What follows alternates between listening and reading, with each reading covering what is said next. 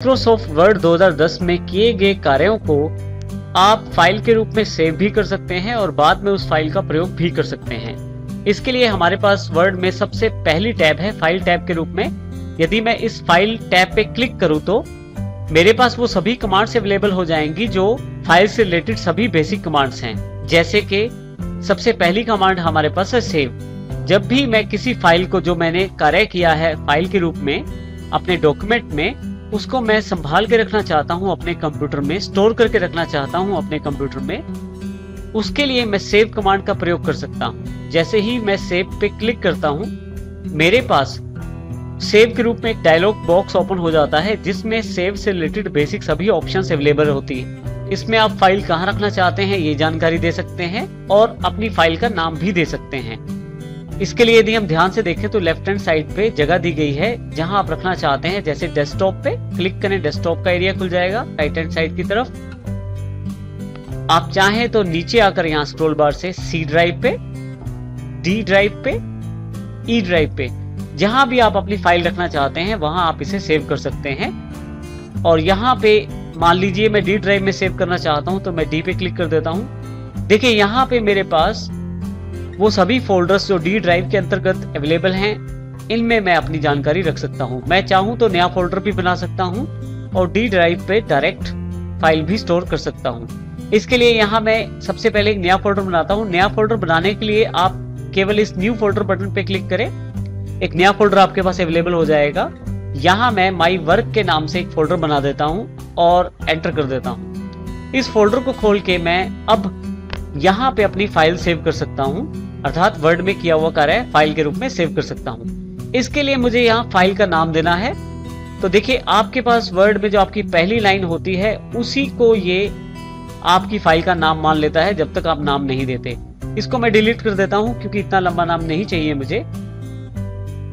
मैं यहाँ first file के नाम से इसका नाम रख देता हूँ। ये जानकारी बताने के लिए कि आपकी फाइल कहाँ सेव की जा रही है। देखिए ऊपर यदि आप देखें कंप्यूटर में डी ड्राइव पर माई वर्क फोल्डर में आपकी जानकारी सेव की जा रही है, अर्थात आपकी फाइल जो है वो माई कंप्यूटर में डी ड्राइव पर माई वर्क फोल्डर में सेव की जा रही है। यदि मैं लास्ट में यहाँ क्लिक करूं तो देखिए यहाँ पे आपके पास डी ड्राइव और माई वर्क फोल्डर ये जानकारी दी जा रही है कि आपकी फाइल यहाँ पे इस लोकेशन पे सेव की जा रही है। अब मैं यहाँ यदि नीचे दिए गए सेव के बटन को क्लिक कर दूं तो ये फाइल फर्स्ट फाइल के नाम से माई वर्क में स्टोर हो जाएगी।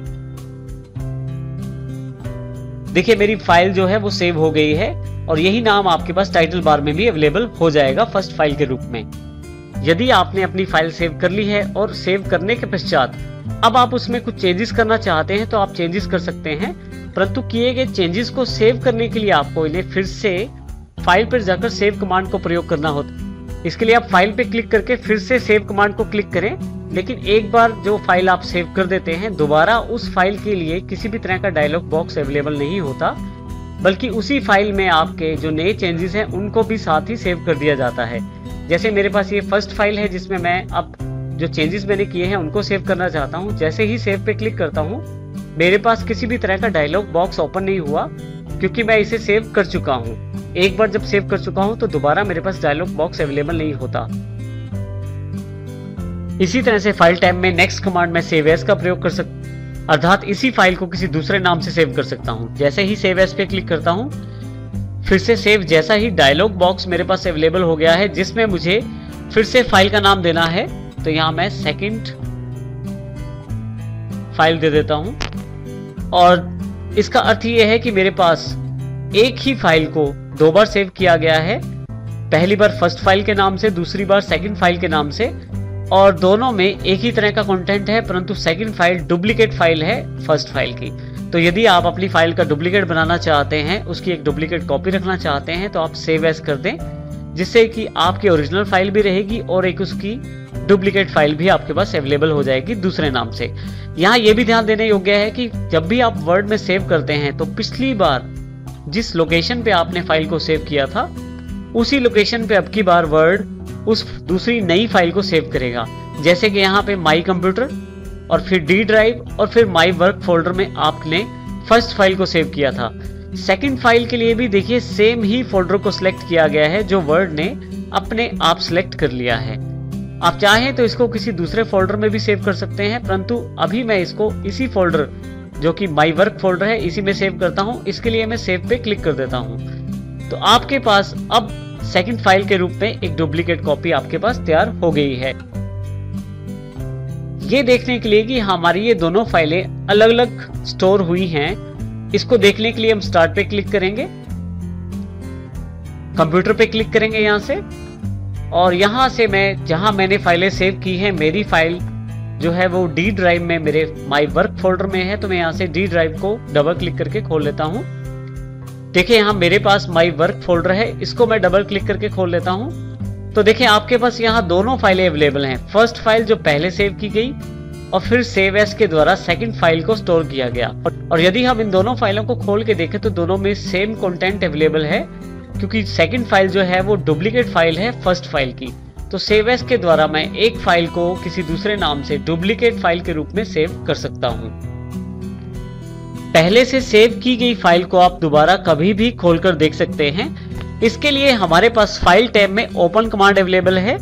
ओपन से आप पहले से स्टोर की गई फाइलों को कभी भी खोल के दोबारा देख सकते हैं। जैसे ही मैं ओपन पे क्लिक करता हूं तो देखिए आपके पास सेव बॉक्स जैसा ही बॉक्स खुल जाएगा, परंतु ये अब की बार फाइल ओपन करने के लिए है, अर्थात खोलने के लिए है। तो जैसे मैंने पहले भी जानकारी दी कि माइक्रोसॉफ्ट वर्ड पिछली लोकेशन को याद रखता है जहां पे आपने फाइल सेव की थी या जहां से फाइल आपने खोली थी। जैसे यहाँ पे माइक्रोसॉफ्ट वर्ड ने वही फोल्डर ओपन कर दिया है मेरे लिए जिसमें मैंने लास्ट टाइम फाइल को सेव किया था। तो यहाँ पे देखिए मेरे पास दो फाइलें हैं, फर्स्ट फाइल सेकंड फाइल।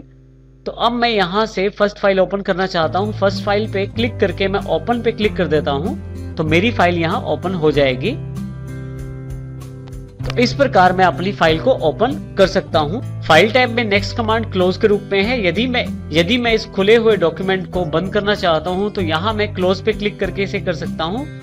बंद करने के लिए आप यहां बिल्कुल लास्ट में राइट हैंड साइड ऊपर की तरफ क्लोज बटन का प्रयोग भी कर सकते हैं, जो कि यहाँ क्रॉस के रूप में अवेलेबल है राइट हैंड साइड ऊपर की तरफ। परंतु अब मैं इस फाइल को क्लोज करने के लिए इस क्लोज बटन को क्लिक करता हूं। जैसे ही क्लिक करता हूं मेरे पास वो फाइल बंद हो जाती है, और अगर उसके पीछे कोई फाइल ओपन है तो वो मेरे सामने आ जाती है। परंतु मान लीजिए मैं ये फाइल भी क्लोज करना चाहता हूँ, फिर से फाइल पर जाकर यहाँ मैं क्लोज फिर से क्लिक कर देता हूँ। तो देखिए अब मेरे पास कोई भी फाइल यहाँ ओपन नहीं है। तो इस प्रकार मैं यहाँ से क्लोज बटन का प्रयोग करते हुए इन फाइल्स को क्लोज कर सकता हूँ।